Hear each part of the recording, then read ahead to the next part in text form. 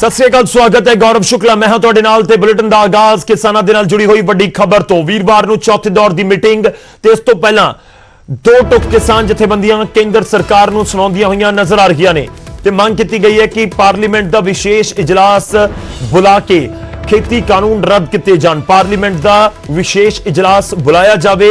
केंद्र नूं विस्तारित लिखती इतराज असीं भेज रहे हां। तो दस दिए कि किसान आगों के वालों यह भी कहा गया कि जे कानून रद्द ना होए तो धरने जारी रहेंगे, क्योंकि खेतीबाड़ी मंत्री कह रहे थे कि खत्म कर दो, पर किसान कह रहे हैं कि साडे धरने जारी रहेंगे।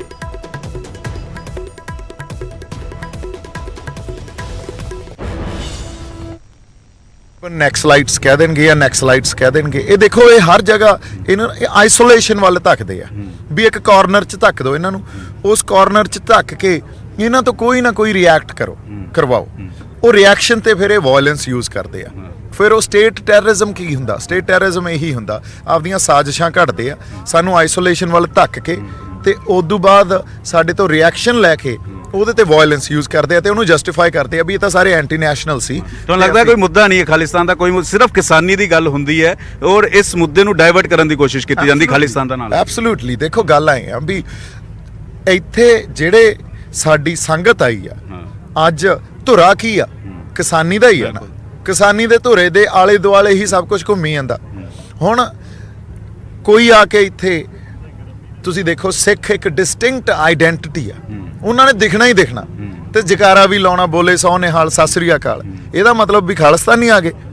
ਇਸੇ ਤਰ੍ਹਾਂ ਜਿਵੇਂ ਤੁਸੀਂ ਆ ਜਜ਼ਬਾ ਦੇਖਿਆ, ਇੱਕ ਆਪਸੀ ਪਿਆਰ ਸਾਂਝ ਤੇ ਭਾਈਚਾਰਕ ਸਾਂਝ ਦੇਖੀ ਹੈ, ਜਿਵੇਂ ਲੰਗਰ ਲੱਗੇ ਹੋਏ ਆ, ਤੁਹਾਨੂੰ ਲੱਗਦਾ ਇੱਥੇ ਕੋਈ ਕਿੰਨੀ ਪੀਸਫੁਲ ਐਜੀਟੇਸ਼ਨ ਆ। ਸਾਡਾ ਡੈਮੋਕ੍ਰੈਟਿਕ ਰਾਈਟ ਆ, ਅਸੀਂ ਕਿਸੇ ਚੀਜ਼ ਨੂੰ ਡਿਸਟਰਬ ਨਹੀਂ ਕਰ ਰਹੇ ਆ। ਦੁਕਾਨਾਂ ਵਾਲਿਆਂ ਤੋਂ ਪੁੱਛ ਕੇ ਦੇਖ ਲਓ, ਇਹ ਤਾਂ ਵਿਚਾਰੇ ਆਪ ਆਏ ਖੋਲੀ ਬੈਠੇ ਆ ਵੀ ਤੁਸੀਂ ਜੋ ਆਓ ਖਾਣਾ ਪੀਣਾ ਖਾਓ ਤੇ ਜਾਓ। ਇੱਥੇ ਬਦਾਮਾਂ ਦੇ ਲੰਗਰ, ਦੁੱਧ ਦੇ ਲੰਗਰ, ਸਾਗ ਦੇਸੀ ਘਿਓ ਪਾ ਕੇ ਹੁਣ ਅਸੀਂ ਖਾ ਕੇ ਆਏ ਆ, ਹਨਾ, ਮਟਰ ਪਨੀਰ ਕੀ। ਇਹ ਗੁਰੂ ਮਹਾਰਾਜ ਦੀ ਬਖਸ਼ਿਸ਼ ਆ। ਤੇ ਇਹ ਆਏ ਆ ਵੀ ਗੁਰੂ ਮਹਾਰਾਜ ਆਪ ਆ ਕੇ ਜਿਵੇਂ ਜਿੱਥੇ ਬਹਿੰਦੇ ਹੁੰਦੇ ਸੀ ਨਾ, ਜਿੱਥੇ ਕੋਈ ਪੂਰਨ ਸਾਧੂ ਬਹਿ ਜਾਂਦਾ ਸੀ, ਉੱਥੇ ਹੀ ਇਹ ਮੇਲੇ ਲੱਗਦੇ ਹੁੰਦੇ ਸੀ। ਤੇ ਇਹ ਗੁਰੂ ਮਹਾਰਾਜ ਆਪ ਬੈਠੇ ਆ ਇੱਥੇ ਬਹੁਤ ਸਾਰੇ ਲੋਕ ਨੇ, ਉਹਨਾਂ ਨਾਲ ਗੱਲਬਾਤ ਕਰ ਲੈਂਦੇ। ਜਦੋਂ ਇਸ ਤਰੀਕੇ ਦੇ ਇਲਜ਼ਾਮ ਲੱਗਦੇ ਨੇ, ਕਿਵੇਂ ਤੁਸੀਂ ਦੇਖਦੇ ਹੋ ਜਦੋਂ ਇਸ ਤਰੀਕੇ ਦੇ ਇਲਜ਼ਾਮ ਲੱਗਦੇ ਨੇ? देखो जी, वो बाई जी ने कहा ही है, जो इन्नी वधिया पीसफुल मूवमेंट चल रही है, उन्होंने किसी कोरनर वाल धक्कन ते ये तां करके गवर्नमेंट नूं इल्जाम लाने पैंदे, क्योंकि एक अज सरकार ते बहुत वड्डा दबाव बनया पिया इस बिल्लां दा।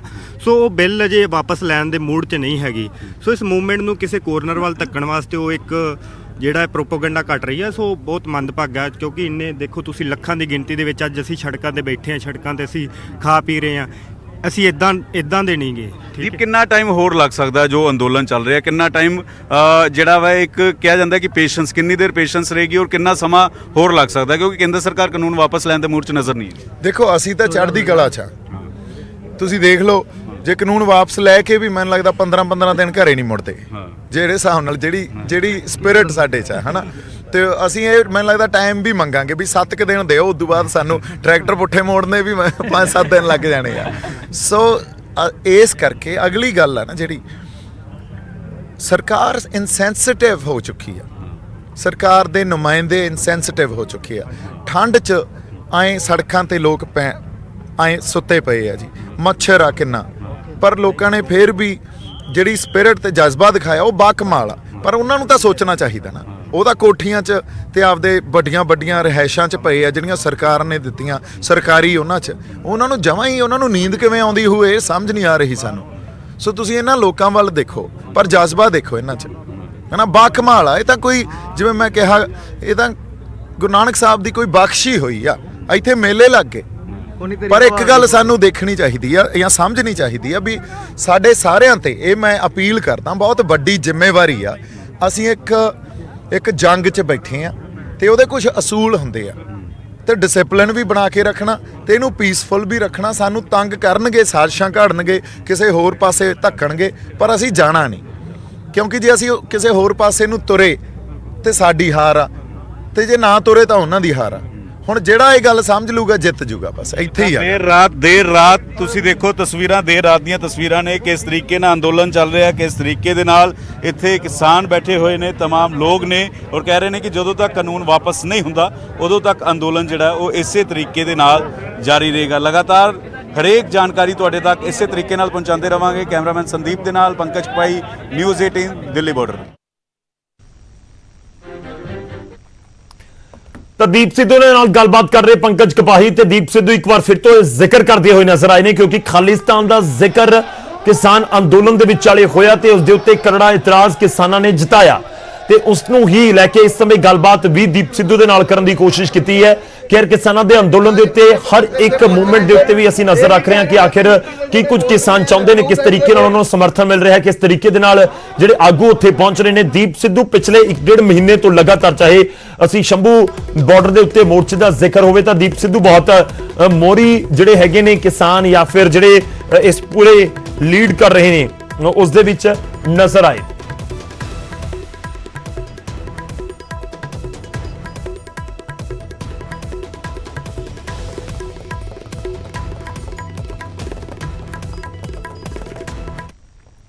ਹੁਣ ਅੱਗੇ ਵਧਦੇ ਹਾਂ ਤੇ ਗੱਲ ਹੋਵੇਗੀ ਖੇਤੀਬਾੜੀ ਮੰਤਰੀ ਦੀ। ਕੱਲ ਕੇਂਦਰ ਤੇ ਕਿਸਾਨਾਂ ਦੇ ਵਿਚਾਲੇ ਅਹਿਮ ਮੀਟਿੰਗ ਹੈ। ਕਿਸਾਨਾਂ ਦੇ ਡਰਾਫਟ ਦੇ ਉੱਤੇ ਚਰਚਾ ਹੋਵੇਗੀ। ਖੇਤੀਬਾੜੀ ਮੰਤਰੀ ਇਹ ਕਹਿੰਦੇ ਨਜ਼ਰ ਆ ਰਹੇ ਨੇ। ਵੱਡੀ ਖਬਰ ਹੈ ਇਸ ਸਮੇਂ ਦੀ, ਕੇਂਦਰ ਵੀ ਆਪਣਾ ਪੱਖ ਰੱਖੇਗੀ। ਖੇਤੀਬਾੜੀ ਮੰਤਰੀ ਦੇ ਵੱਲੋਂ ਇਹ ਕਿਹਾ ਗਿਆ ਅੰਦੋਲਨ ਦਾ ਰਸਤਾ ਛੱਡ ਕੇ ਗੱਲਬਾਤ ਕਰਨ ਦੀ ਅਪੀਲ ਵੀ ਕਿਸਾਨਾਂ ਨੂੰ ਕੀਤੀ ਗਈ।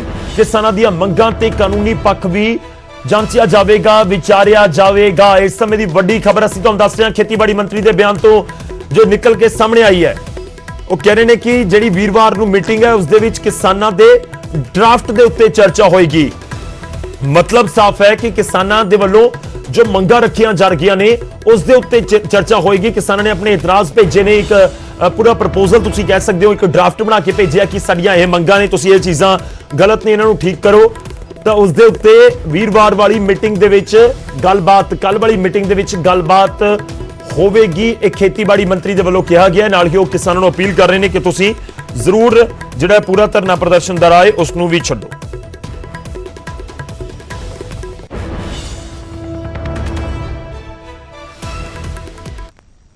ये रिफॉर्म किसानों के हित में हैं और लंबे समय के इंतजार के बाद ये रिफॉर्म आए हैं।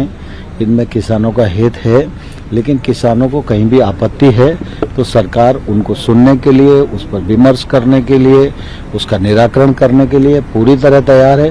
इसलिए आंदोलन का रास्ता किसी को अख्तियार नहीं करना चाहिए। देखिए, दरअसल क्या है कि जो भी विषय आएगा बैठक में, उस बैठक में विषय पर चर्चा होगी। कौन सी चीज कहाँ निराकृत की जा सकती है उसका कानून पक्ष देखा जाएगा। उसके बाद कोई निर्णय की दिशा तय होगी। ਤਾਂ ਲਾਜ਼ਮੀ ਤੌਰ ਤੇ ਵੱਡੀ ਸਟੇਟਮੈਂਟ ਤੁਸੀਂ ਕਹਿ ਸਕਦੇ ਹੋ ਤੇ ਇਹ ਜਿਹੜੇ ਬਿਆਨ ਇਸ ਸਮੇਂ ਆ ਰਹੇ ਨੇ ਉਹ ਦੂਸਰੇ ਪਾਸੇ ਨੂੰ, ਯਾਨੀ ਕਿ ਹੱਲ ਵਾਲੇ ਪਾਸੇ ਨੂੰ ਵੀ ਵਧਦੇ ਹੋਏ ਨਜ਼ਰ ਆ ਰਹੇ ਨੇ। ਬੇਸ਼ੱਕ ਤੁਸੀਂ ਕਹੋਗੇ ਬਹੁਤ ਛੋਟੀਆਂ ਗੱਲਾਂ ਨੇ, ਬਹੁਤ ਛੋਟੇ ਸਟੈਪ ਨੇ, ਪਰ ਉਮੀਦ ਇਹੀ ਜਤਾਈ ਜਾਂਦੀ ਹੈ ਕਿ ਇਸ ਤਰੀਕੇ ਨਾਲ ਹੀ ਹੌਲੀ ਹੌਲੀ ਹੱਲ ਦੇ ਵੱਲ ਦੋਵੇਂ ਧਿਰਾਂ ਪਹੁੰਚ ਜਾਣਗੀਆਂ, ਕਿਸਾਨ ਵੀ ਤੇ ਕੇਂਦਰ ਵੀ। ਰੁਕ ਕਰਦੇ ਹਾਂ ਦਿੱਲੀ ਦਾ ਪੰਕਜ ਕਪਾਹੀ ਮੇਰੇ ਸਹਿਯੋਗੀ ਇਸ ਸਮੇਂ ਸਾਡੇ ਨਾਲ ਜੁੜ ਰਹੇ ਨੇ। ਪੰਕਜ, ਖੇਤੀਬਾੜੀ ਮੰਤਰੀ ਦਾ ਬਿਆਨ ਆਪਣੇ ਆਪ ਦੇ ਵਿੱਚ ਖਾਸ ਹੈ। ਉਹ ਕਹਿ ਰਹੇ ਨੇ ਕਿ ਵੀਰਵਾਰ ਵਾਲੀ ਮੀਟਿੰਗ ਦੇ ਵਿੱਚ ਕਿਸਾਨਾਂ ਦੇ ਡਰਾਫਟ ਦੇ ਉੱਤੇ ਅਸੀਂ ਚਰਚਾ ਕਰਾਂਗੇ। ਤੁਹਾਡੇ ਤੋਂ ਸਮਝਣਾ ਚਾਹੁੰਦੇ ਹਾਂ ਕਿ ਕਿਸਾਨ ਕੀ ਰਣਨੀਤੀ ਤਿਆਰ ਕਰ ਰਹੇ ਨੇ, ਕਿ ਕੋਈ ਪ੍ਰਪੋਜ਼ਲ ਇਸ ਤਰੀਕੇ ਨਾਲ ਭੇਜ ਦਿੱਤਾ ਗਿਆ ਹੈ ਜਾਂ ਲੈ ਕੇ ਜਾਣਗੇ ਜਿਸ ਦੇ ਜ਼ਰੀਏ ਕੋਈ ਅਮੈਂਡਮੈਂਟ ਕਰਕੇ ਇਹਨਾਂ ਕਾਨੂੰਨਾਂ ਦੇ ਵਿੱਚ ਪੂਰੇ ਮਸਲੇ ਦਾ ਹੱਲ ਕੱਢ ਲਿਆ ਜਾਵੇ। ਪੰਕਜ,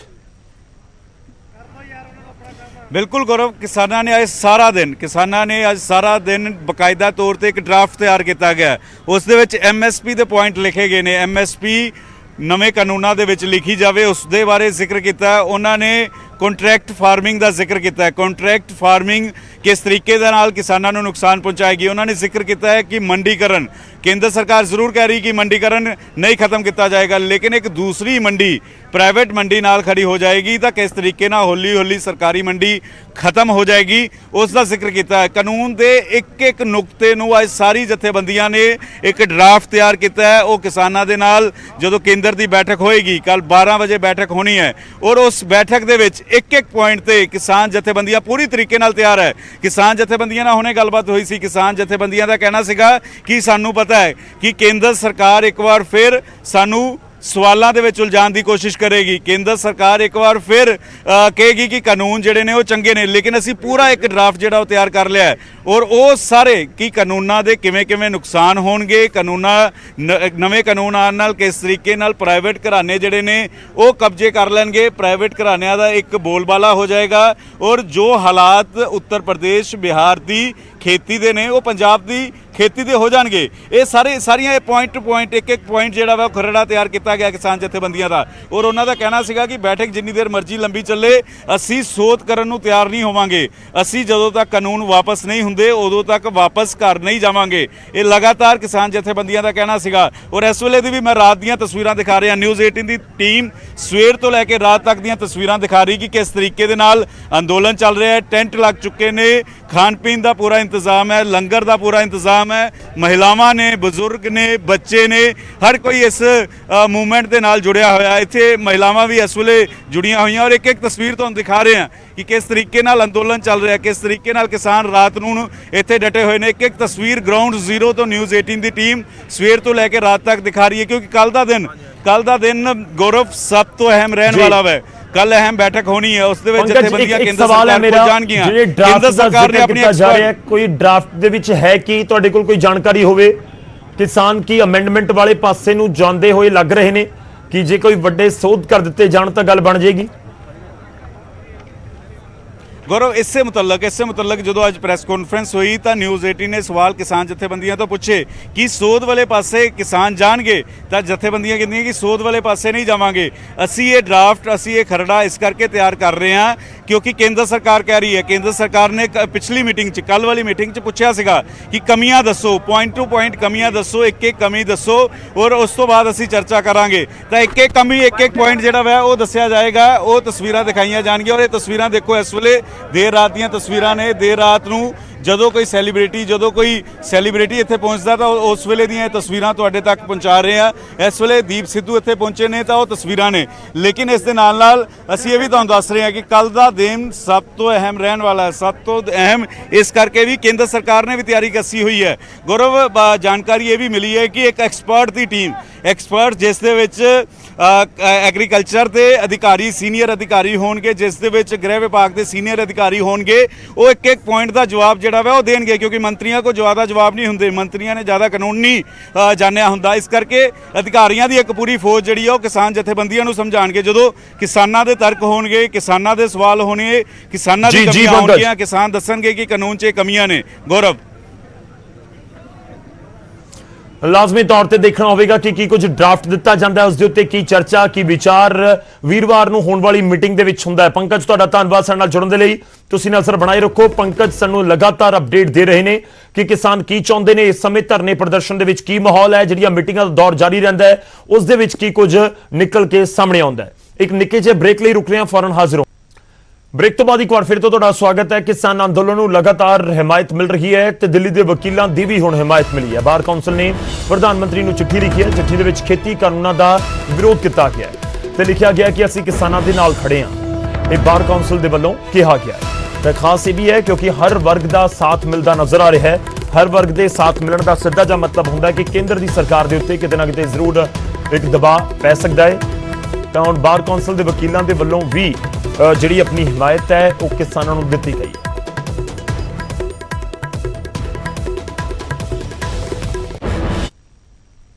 जो इन तीनों जो ये बिल हैं, किसान बिल हैं, इनको कंडेम करती है और बार कौंसिल प्राइम मिनिस्टर को लिख रही है कि इनको विड्रॉ किया जाए क्योंकि ये ना सिर्फ किसानों के तो खिलाफ हैं ही, ये वकीलों के भी खिलाफ हैं।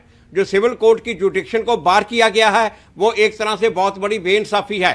वो किसानों को इंसाफ नहीं मिल सकता क्योंकि कोर्ट से ही उनको बाहर निकाल दिया। ये जो सिस्टम बनाया है, ये सिस्टम बहुत गलत सिस्टम है। ये वकीलों के भी ये बिल खिलाफ है और बार इन्होंने आज फैसला लिया है प्रधानमंत्री को। रुक रहे एक छोटे ਜਿਹੇ ਬ੍ਰੇਕ ਦੇ ਲਈ ਫੌਰਨ ਹਾਜ਼ਰ ਹੋਵਾਂਗੇ। बैरिकेडिंग के पास दिल्ली पुलिस है।